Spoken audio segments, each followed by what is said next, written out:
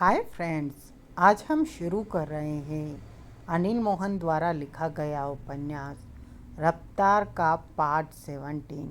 Please like share subscribe my channel. मुझे भी वो नंबरी हरामी लगा था, सोहनलाल बोला। बात बाद में करता है और पैसे पहले झाड़ता है। हो सकता है वो किसी तरह जान गया हो कि स्टेपनी में हीरे रखे गए हैं। माल कहाँ है ये तो हमेशा वो सूंघता ही रहता है और उसे खुशबू भी मिल जाती है। रंजन तिवारी ने कड़वे स्वर में कहा। पुलिस डिपार्टमेंट की खबरें पैसे लेकर बाहरी लोगों को देता रहता है। ओमवीर को पकड़ें, वर्मा बोला। खुलवा लेंगे साले का मुंह। अभी रुको, आगे की बात भी हो लेने दो, रंजन तिवारी ने कहा। लेकिन सबसे ज़्यादा वक्त तक टेम्पो अमृतलाल के पास रहा।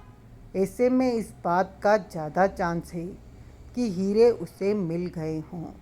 सीमापुर जाने के दौरान टेम्पो का पहिया पंचर हुआ हो तो स्टेपनी बदलते वक्त उन्हें पता लगा हो कि जो टायर रिम के बीच फिट है उसके बीच में ट्यूब नहीं, हीरे हैं।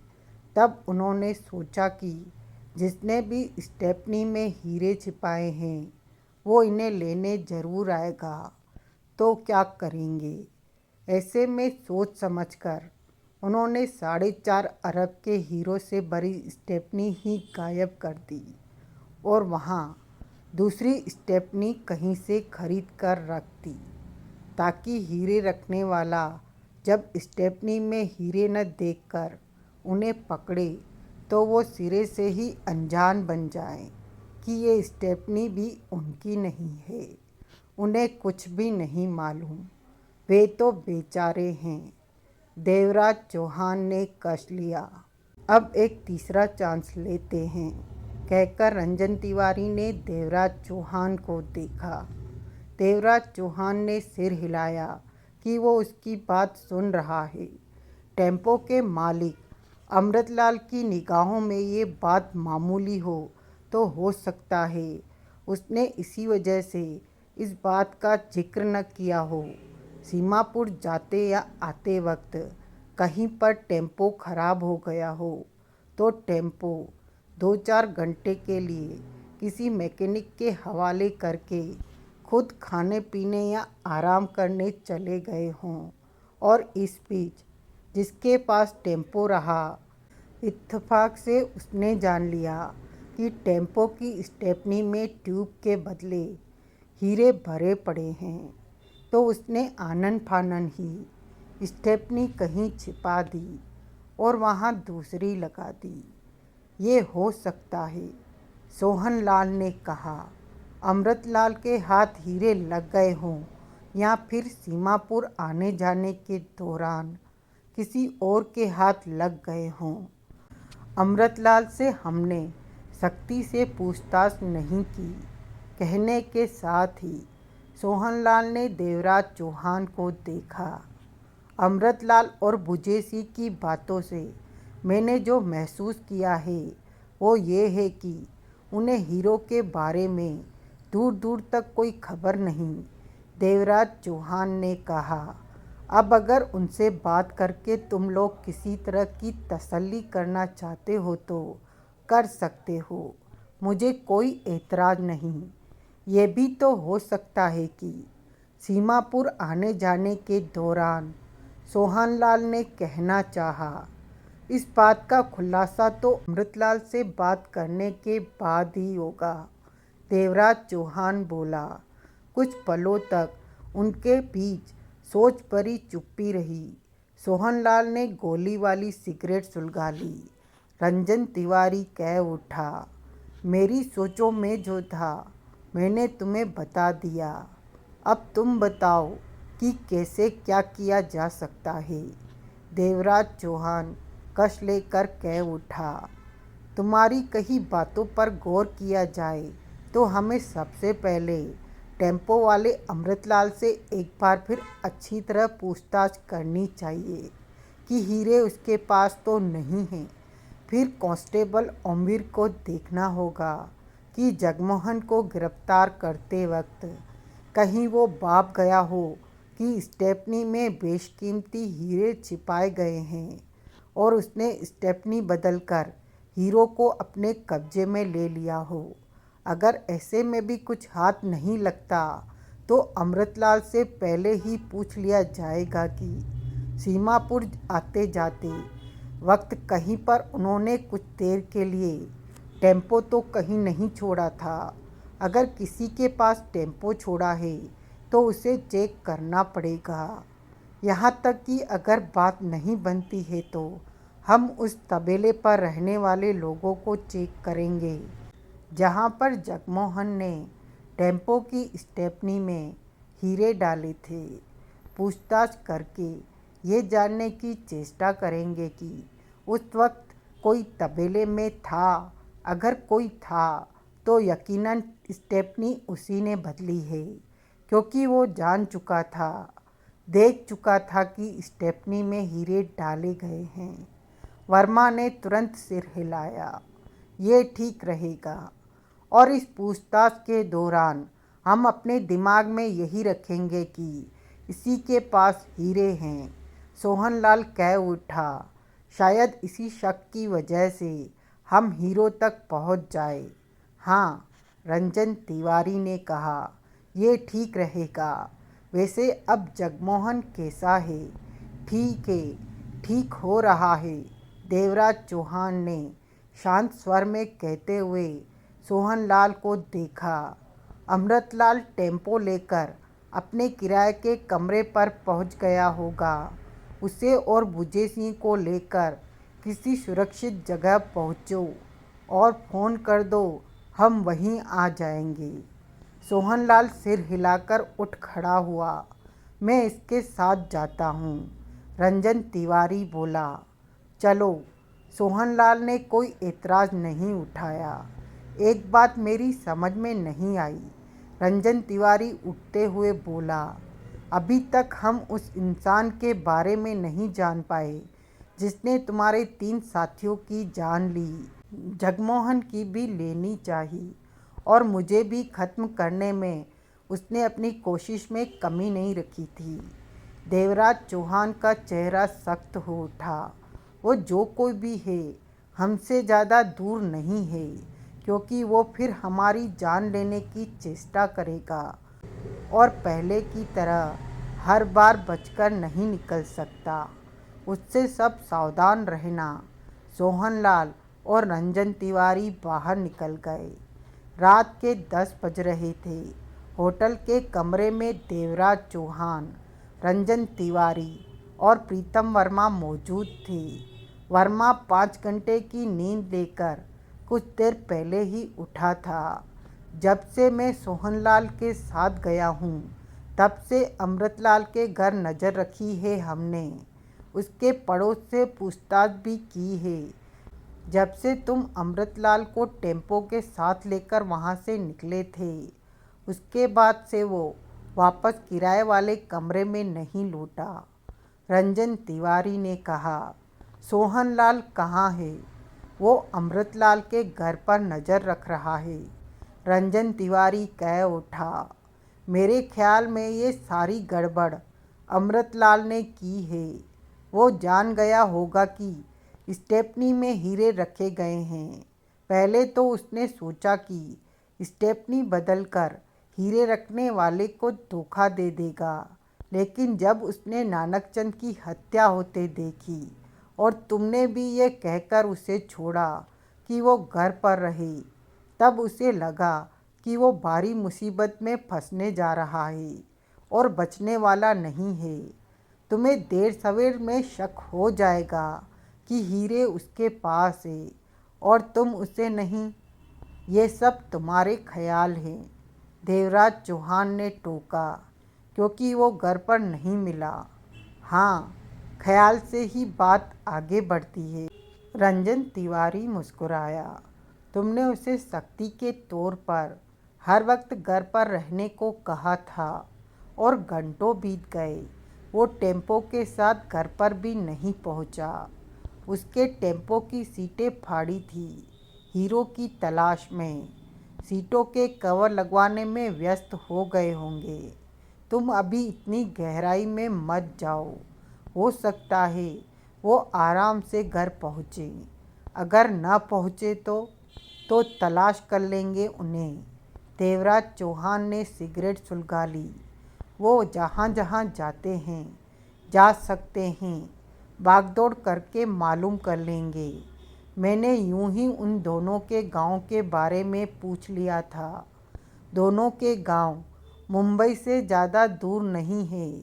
वहाँ भी उनको तलाशा जा सकता है, लेकिन शायद ऐसी नौबत नहीं आएगी। वो रात को किसी भी वक्त घर लौट सकते हैं। अभी आने वाले वक्त का इंतज़ार करो। रंजन तिवारी ने प्रीतम वर्मा को देखा। वर्मा, तुम डिनर ले लो और वहाँ जाकर सोहनलाल का साथ दो। वो थक चुका होगा, उसे नींद के लिए कुछ घंटे। तुम अभी सोहनलाल के पास चले जाओ। एकाएक देवराज चौहान दांत बींचकर कह उठा। सोहनलाल पर भी दूसरों की तरह जानलेवा हमला हो सकता है। वो पागल उसकी भी जान ले सकता है। रात भी तुम दोनों एक साथ रहकर ही अमृतलाल के वापस आने का इंतज़ार करना। देर मत करो, जाओ। देवराज चौहान ठीक कह रहा है वर्मा। रंजन तिवारी एकाएक कह उठा। मैं तो उस पागल हत्यारे को भूल गया था। मुझे सोहनलाल को अकेला छोड़कर नहीं आना चाहिए था। तुम जल्दी से जल्दी उसके पास पहुँचो। उसके बाद प्रीतम वर्मा ने वहाँ से निकलने में ज़्यादा देर नहीं लगाई। रंजन तिवारी ने देवराज चौहान को देखा। मुझे तो लग रहा है कि हीरे टेम्पो वाले के पास ही हैं। रंजन तिवारी कह उठा। देवराज चौहान ने उसे देखा, कहा, कुछ नहीं। हीरो को तलाशने के बारे में मैंने पुलिस की मूवमेंट के बारे में मालूम किया है। रंजन तिवारी कह उठा। परंतु पुलिस किसी नतीजे पर नहीं पहुंची। उस बंगले में केसरिया भटनागर की लाशें बरामद कर ली है। जया केटली के बयान ले लिए हैं और ख़ास तौर से पुलिस तुम्हें तलाश कर रही है। जबकि जया केटली के बयान से पुलिस जान चुकी है कि हीरे तुम्हारे हाथ से भी निकल गए हैं।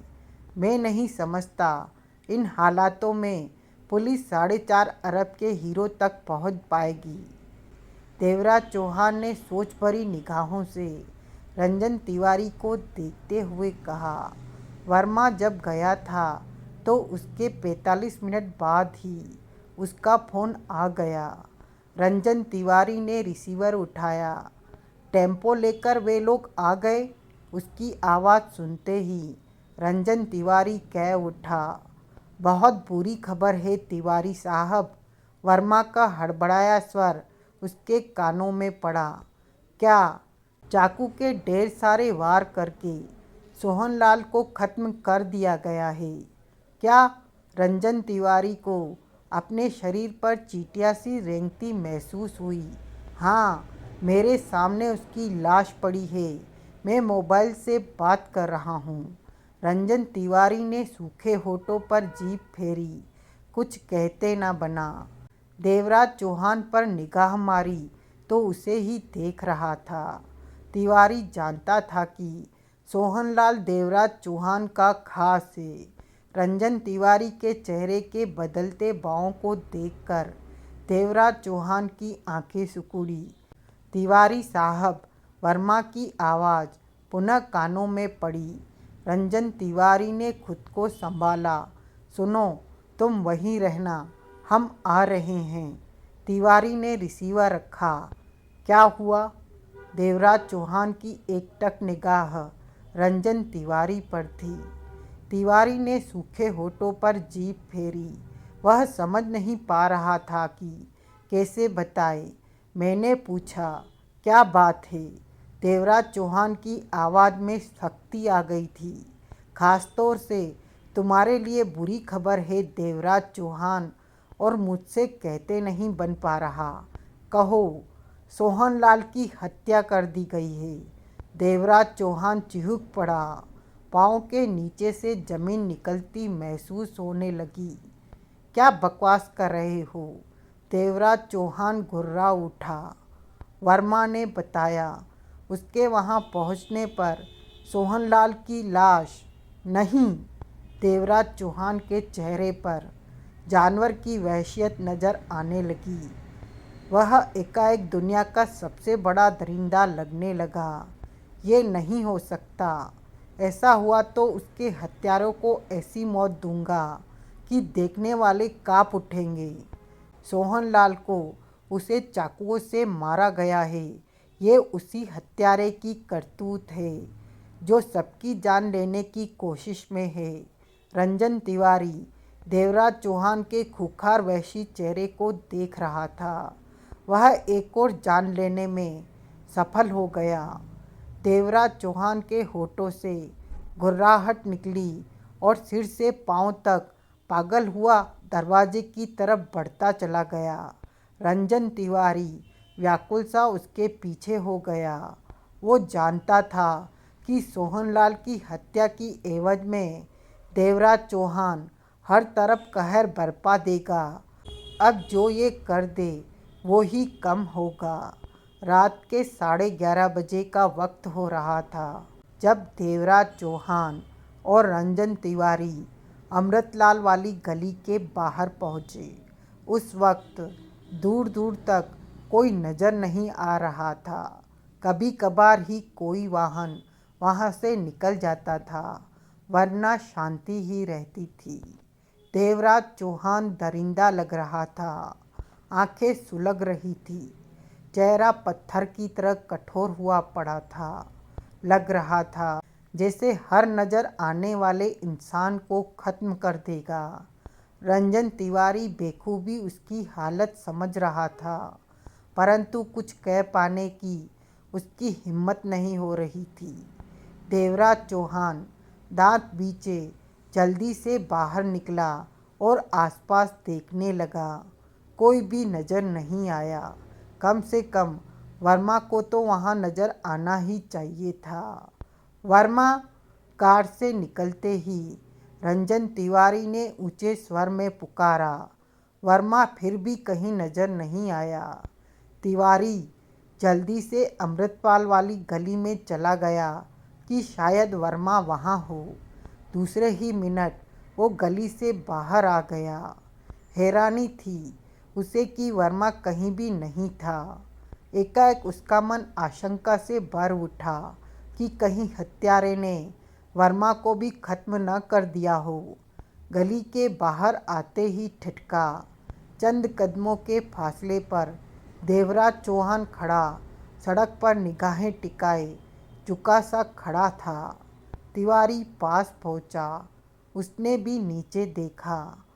वहाँ ढेर सारा गाढ़ा लाल पदार्थ पड़ा नजर आ रहा था, जिसका रंग रात के इस वक्त ठीक से नजर नहीं आ रहा था। तिवारी ने तुरंत माचिस निकालकर तीली जलाई। 2 क्षणों की रोशनी में तरल पदार्थ का रंग सुर्ख नजर आया। ये तो खून है। तिवारी के होठों से निकला। हाँ, देवराज चौहान के होठों से मौत भरा स्वर निकला। सोहनलाल का खून है ये। लेकिन सोहनलाल की लाश और वर्मा कहाँ गए? तिवारी बेचैन सा हुआ पड़ा था। देवराज चौहान की सुर्ख निगाहें अंधेरे में इधर उधर फेरने लगी। वर्मा ने तुम्हें सोहनलाल के बारे में फ़ोन पर क्या कहा था? देवराज चौहान ने दरिंदगी से कहा। यही कि सोहनलाल को चाकुओं से गोद कर मार दिया है किसी ने। उसकी लाश पास ही पड़ी है। तो फिर सोहनलाल की लाश कहाँ है? वर्मा कहाँ है? खून यहाँ बिखरा पड़ा है। मैं खुद इन सवालों के जवाब ढूंढ रहा हूँ। मेरी समझ में कुछ नहीं आ रहा है। टेम्पो है गली में? देवराज चौहान ने वहशी स्वर में पूछा। नहीं, वो तिवारी ने एकाएक चौंक कर कहा। कहीं ये सब अमृतलाल और उसके साथी ने तो नहीं किया? उन्होंने सोहनलाल के बाद वर्मा को भी खत्म कर दिया हो और उन लोगों को टेम्पो में रखकर कहीं फेंकने के लिए चले गए हों। दरिंदगी के सागर में डुबकियां लगाते देवराज चौहान ने सिगरेट सुलगाई। ये काम देवराज चौहान ने मौत भरे स्वर में कहा उसी का है जिसने केसरिया, भटनागर, नानकचंद को मारा और जगमोहन की जान लेने की चेष्टा की। लेकिन अब वो जहाँ भी है, बहुत बुरी मौत। तभी रंजन तिवारी का मोबाइल फ़ोन बज उठा। तिवारी ने बात की। दूसरी तरफ वर्मा था।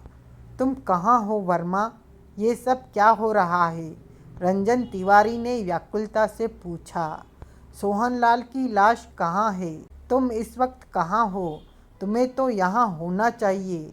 तिवारी साहब, वर्मा की आवाज़ कानों में पड़ी। आपको फ़ोन करने के बाद मैंने सोहनलाल को फिर से देखा तो लगा जैसे उसकी सांस चल रही हो। मैंने जल्दी से उसे कार में डाला और अपने उसी खास डॉक्टर के पास ले आया। सोहनलाल अभी जिंदा है। डॉक्टर उसे देख रहे हैं, परंतु वो पक्का नहीं कह पा रहे हैं कि सोहनलाल बच जाएगा या नहीं। यूँ समझिए कि वो किसी भी वक्त मर सकता है। तुम वहाँ उसी डॉक्टर के पास हो? हाँ, वहीं रहना। कहने के साथ ही तिवारी ने मोबाइल बंद किया और देवराज चौहान से बोला। सोहनलाल की सांसें अभी चल रही हैं। वर्मा उसे डॉक्टर के पास ले गया है। डॉक्टर कहाँ है? देवराज चौहान के दांत बिचे हुए थे। रंजन तिवारी ने बताया। तुम यहाँ रहो, टेम्पो और उन दोनों के आने के इंतज़ार में। मैं सोहनलाल के पास जा रहा हूँ। देवराज चौहान रंजन तिवारी के बताए पते पर पहुँचा, जो कि छोटा सा नर्सिंग होम था। सबसे पहले उसने सोहनलाल को देखा, जिसके पास 2 डॉक्टर और 3 नर्स मौजूद थी। उसे खून चढ़ाया जा रहा था। शरीर के ऊपरी हिस्से पर ज़्यादा संख्या में चाकू के वार किए गए थे। वहाँ हर जख्म पर बैंडेज कर दी गई थी। देखने में एक बारगी तो वो लाश की तरह लग रहा था। देवराज चौहान ने कमरे से बाहर आकर प्रीतम वर्मा से बात की। सोहनलाल की हालत कैसी है? देवराज चौहान के चेहरे पर खतरनाक भाव नाच रहे थे। कुछ नहीं कहा जा सकता, वर्मा ने धीमे स्वर में कहा। डॉक्टरों का जवाब निराशा से भरा है। देवराज चौहान के दांत पिच गए। डॉक्टर को बुलाओ। वर्मा गया और तीसरे मिनट ही डॉक्टर को ले आया। क्या हाल है उसका? देवराज चौहान की आवाज़ में सख्ती थी। चाकू के बहुत गहरे घाव हैं उसके शरीर पर, डॉक्टर ने गंभीर स्वर में कहा। 3 घाव तो बहुत ही घातक हैं। मेरे ख्याल से वो ज़्यादा देर जिंदा नहीं रह सकेगा। उसे हर हाल में बचाना है डॉक्टर। देवराज चौहान के होठों से मध्यम सी गुर्राहट निकली।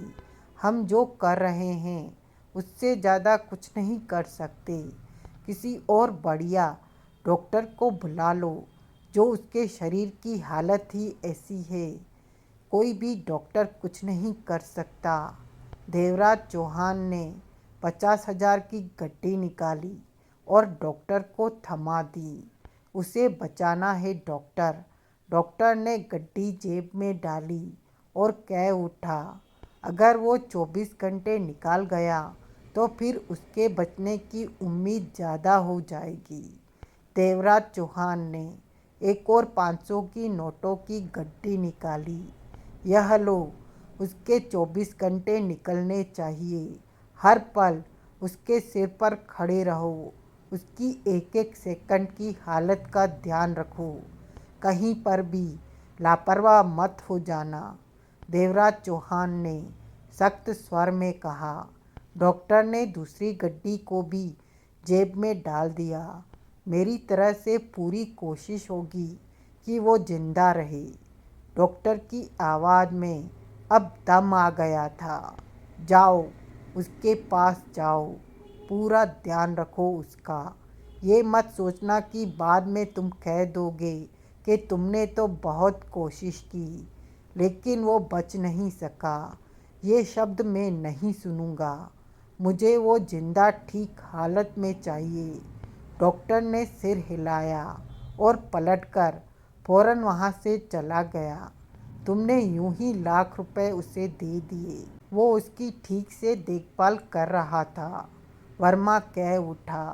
अब और ठीक से देखभाल करेगा। देवराज चौहान ने दांत पीचकर कहा, यह सब कैसे हुआ? मालूम नहीं। मैं जब वहाँ पहुँचा तो सोहनलाल गली के किनारे अंधेरे में ही पड़ा था। चाकुओं के वार उस पर हुए पड़े थे। खून से भीगा पड़ा हुआ था। चेक किया तो महसूस हुआ कि वो खत्म हो चुका है। तब मेरी हालत बुरी हो गई थी। मैंने तिवारी साहब को सोहनलाल के मरने की खबर कर दी। उसके बाद जाने क्या सोचकर मैंने फिर उसे अच्छी तरह से चेक किया तो महसूस हुआ कि बहुत ही मध्यम गति से उसकी सांसें चल रही हैं। ऐसे में मैंने वक्त नहीं गंवाया और जैसे तैसे सोहनलाल को कार की पिछली वाली सीट पर डालकर यहाँ ले आया। ये डॉक्टर पहचान वाला है। उसके बाद मैंने सोहनलाल के यहाँ होने की खबर तिवारी साहब को दी। यानी तुमने नहीं देखा उसे जिसने सोहनलाल को ख़त्म करने की चेष्टा की? देवराज चौहान के दांत पिच गए थे। नहीं, वो अपना काम करके जा चुका था। वो वही है जो सबकी जान लेने की चेष्टा कर रहा है। देवराज चौहान वहशी स्वर में कह उठा। वही है वो, लेकिन ज़्यादा देर तक खुद को अब पर्दे में नहीं रख सकेगा। उसने तिवारी साहब पर भी जानलेवा हमला किया था। देवराज चौहान की आंखों में क्रोध की सुर्खी भरी पड़ी थी। तुम यहीं रहना सोहनलाल के पास। ध्यान रखना उसके इलाज में कोई लापरवाही न हो। मुझे सोहनलाल जिंदा चाहिए। किसी भी कीमत पर सोहनलाल के पास से नहीं हिलना। लेकिन तिवारी साहब, वर्मा ने कहना चाहा।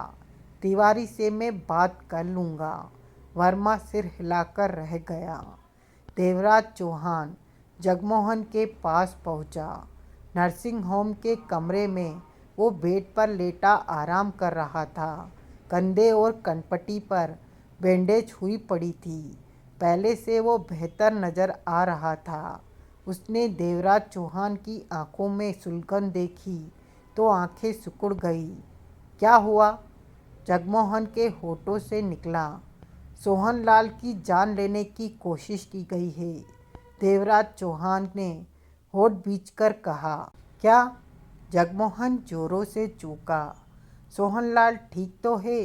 अभी कुछ नहीं कहा जा सकता। वर्मा उसके पास है और डॉक्टरों के मुताबिक बहुत कम चांस है सोहनलाल के बचने के। वो पूरी कोशिश कर रहे हैं कि सोहनलाल बच जाए। देवराज चौहान का चेहरा बेहद कठोर था। जगमोहन के दांत पिच गए। आंखों में परेशानी स्पष्ट नज़र आने लगी। डॉक्टर पर दबाव दो कि वो पूरी से भी ज़्यादा कोशिश करे सोहनलाल को बचाने की। डॉक्टर से ही बात करके आ रहा हूँ।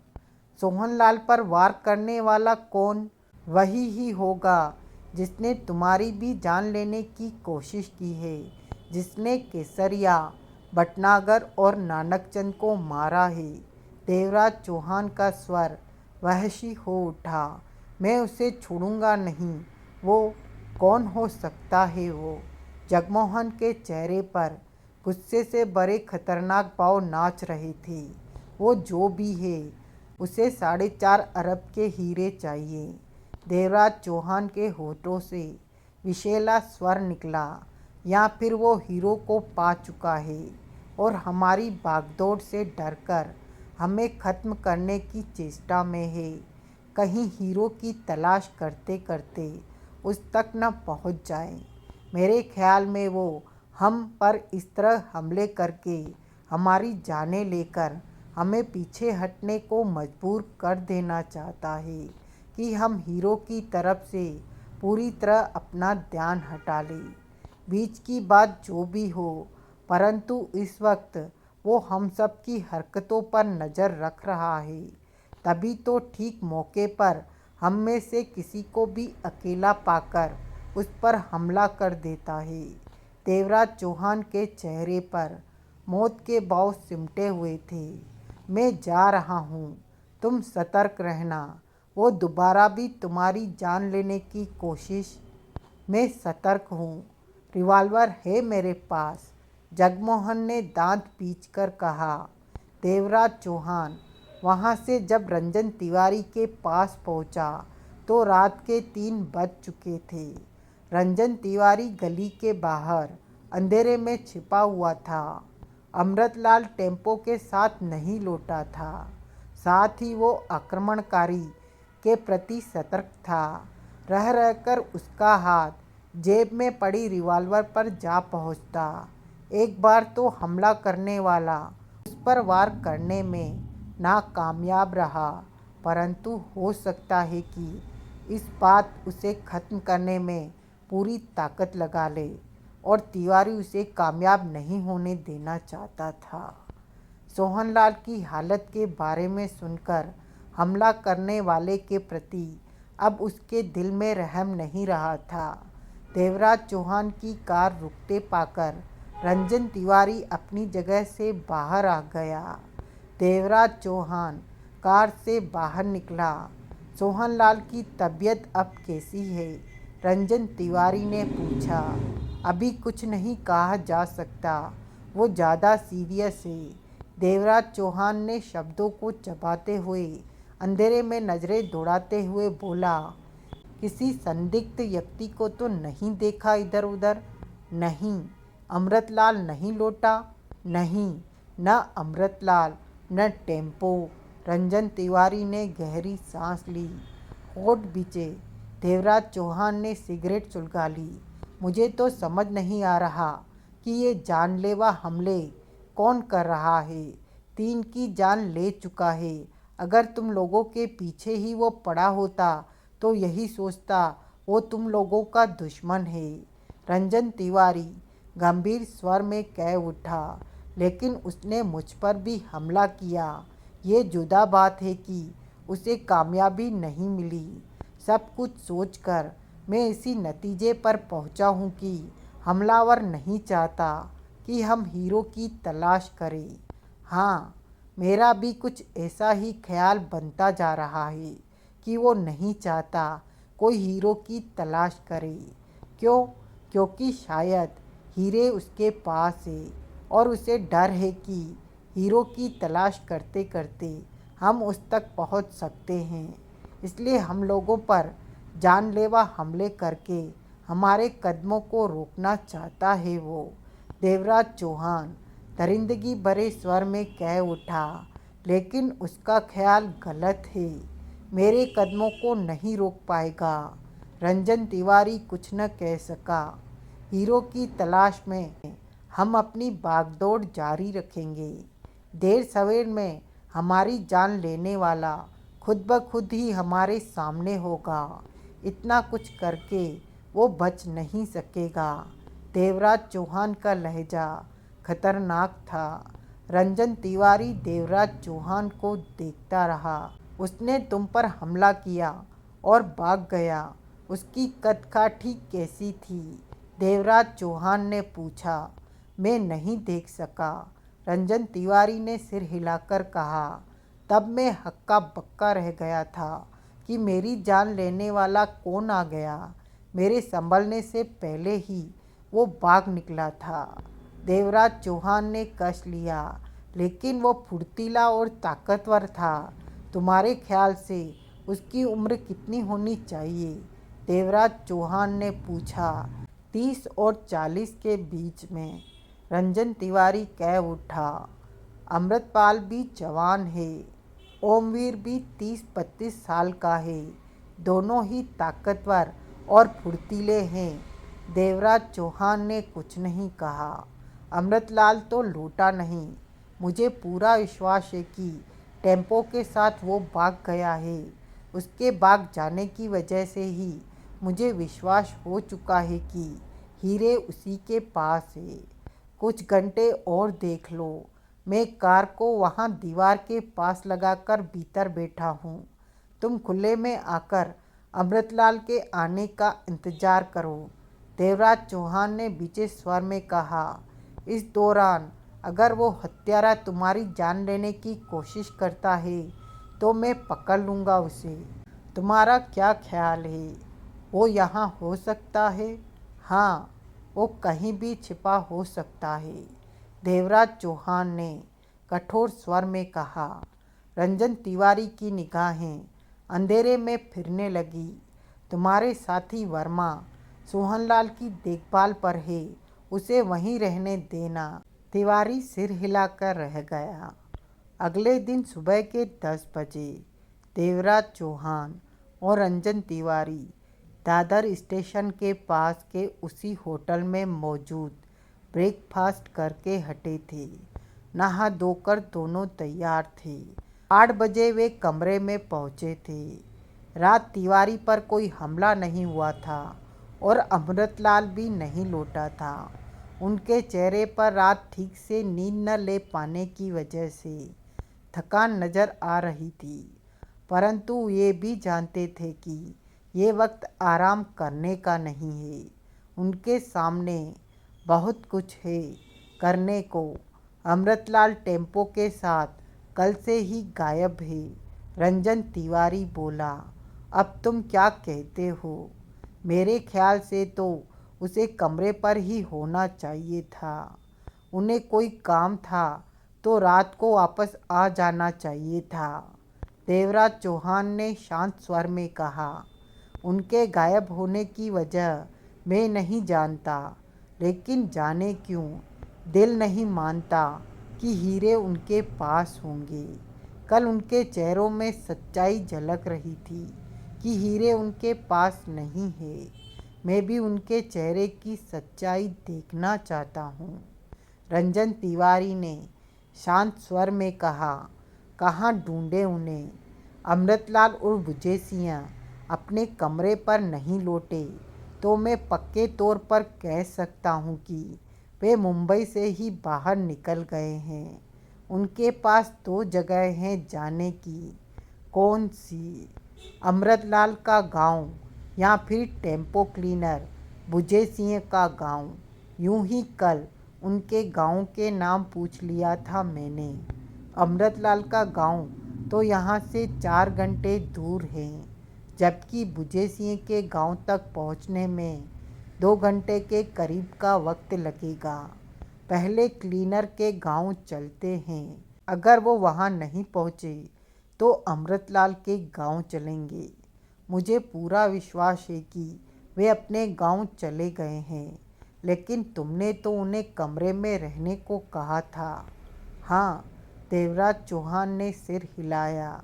मुझे लगता है दोनों यहाँ के हालातों से घबराकर भाग गए हैं। नानकचंद की हत्या होते देख वो ज़्यादा घबरा गए होंगे और मुंबई से निकल गए, जबकि मेरा ख्याल है हीरे उनके पास थे और उन्हें इस बात का खतरा लगने लगा कि कहीं तुम किसी तरह उनसे हीरे वसूल न कर लो या फिर नानकचंद की तरह उनकी जान भी न चली जाए। ऐसे में उन्हें मुंबई से खिसक जाने में ही अपनी भलाई नजर आई, तिवारी कह उठा। देवराज चौहान ने जवाब में कुछ नहीं कहा। सोहनलाल की हालत कैसी है? रंजन तिवारी ने पूछा। कोई फर्क नहीं पड़ा, कल जैसी ही है, होश नहीं आया उसे, देवराज चौहान ने गंभीर स्वर में कहा। डॉक्टर क्या कहता है? वो अपनी कोशिश कर रहे हैं। यकीन के साथ सोहनलाल के बारे में कुछ नहीं कहा जा सकता। रंजन तिवारी अब कहता तो क्या?